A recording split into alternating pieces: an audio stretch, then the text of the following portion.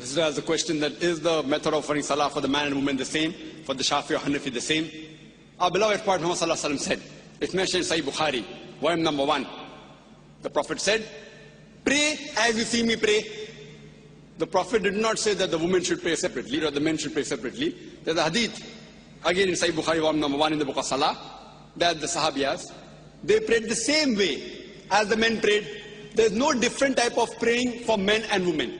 You should pray the same as the Prophet prayed, irrespective whether you're a man or a woman.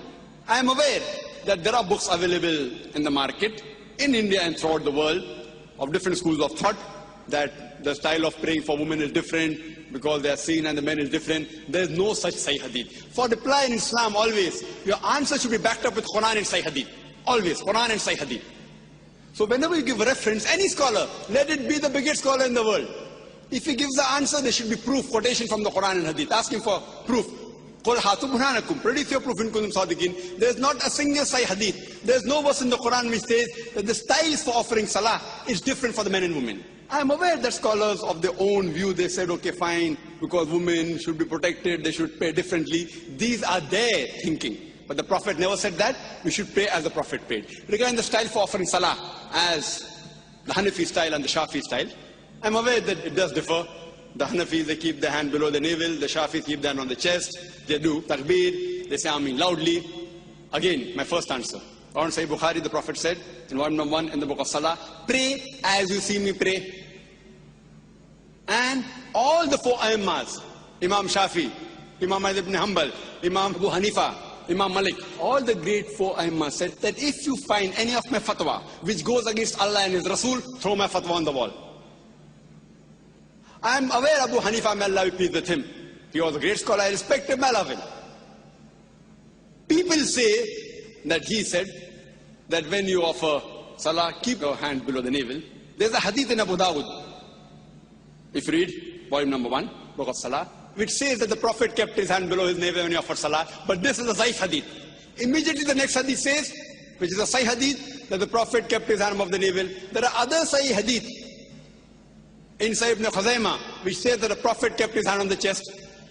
So when there are Sahih hadith saying the Prophet kept on the chest, the hadith below the navel is Zaif.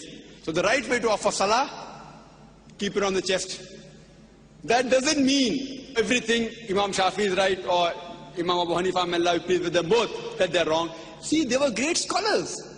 We respect them, they're great Aimmas. But we fail to realize that at that time, the hadith one compiled during the life of the Prophet, the Quran was compiled. There was no question at all, under his own supervision.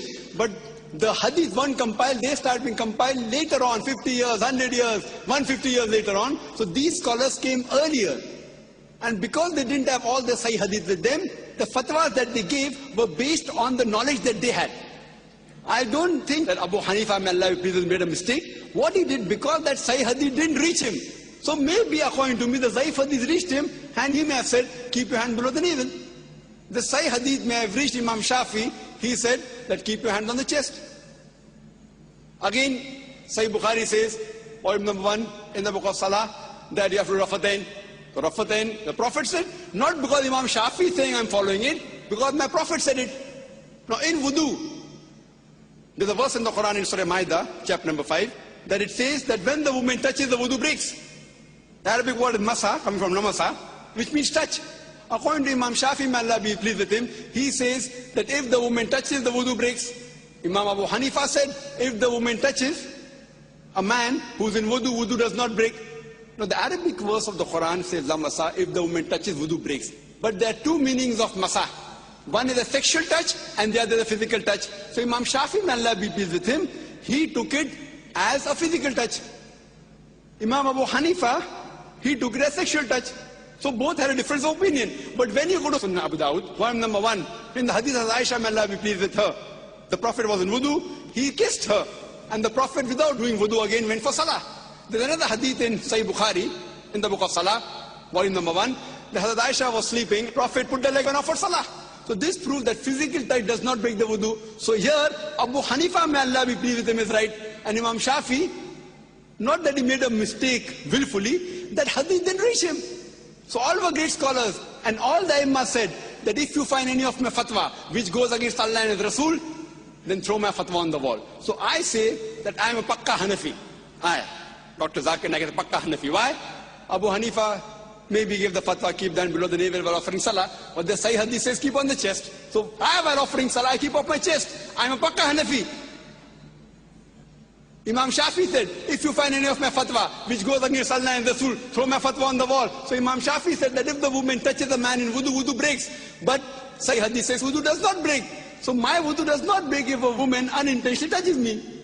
So because I have thrown the fatwa of Imam Shafi on the wall, he said that I am a Pakka Shafi. I am a Pakka Hanafi, I am a Pakka Shafi, I am Pakka Hanbali, I am also Pakka Maliki. Pakka means staunch. I follow 100%. Other people follow 80%, 90%. Or 60% of Abu Hanifa. I follow total. All the great four Aimma said, if you find any of my fatwa which goes against Allah and Rasul, throw my fatwa on the wall. All these scholars were great scholars, we have to respect them. But you have to realize that the hadith weren't compiled. Today, everything on the fingertips, on the CD-ROM, in the books available. So now the scholars are there, and out of lack of information. For example, there's my brother, who's a doctor, and Copernicus. Copernicus was a great scientist. But my brother has more knowledge than Copernicus on science, even more than Einstein. But Einstein was more brilliant, because today science is advanced. That doesn't mean my brother is more genius than Albert Einstein. Albert Einstein is a much bigger genius than my brother. But now brother, because hundreds of years have passed, he has more information about science. So information he has more. But a bigger genius is Albert Einstein. Isaac Newton is Copernicus. But today, because science is advanced, we have the information with us. So those scholars were great genius. We love them, we respect them. But today the information has been compiled, so we have to realize, as Allah says in the Quran, in Surah Al-Imran, chapter number 3, verse number 103, وَاتَصِمُوا بِحَبْلِ اللَّهِ جَمِيعًا وَلَا تَفَرَّقُوا. Hold the rope of Allah strongly and be not divided. We should not divide ourselves into all sects. So the only way of offering Salah is not Hanafi style or Shafi style or Maliki style. It is the style of the Prophet. And Imam Abu Hanifa, may Allah be pleased with him, Imam Shafi, may Allah be pleased with him, they told, if you find anything of my fatwa which goes against Allah and Rasul, throw my fatwa on the wall. So if you're a Pakka Hanafi, you have to offer as the Sahih Hadith says. If you're a Pakka Shafi, offer as what the Sahih Hadith says. Then you'll be following the true Islam. Hope that answers the question.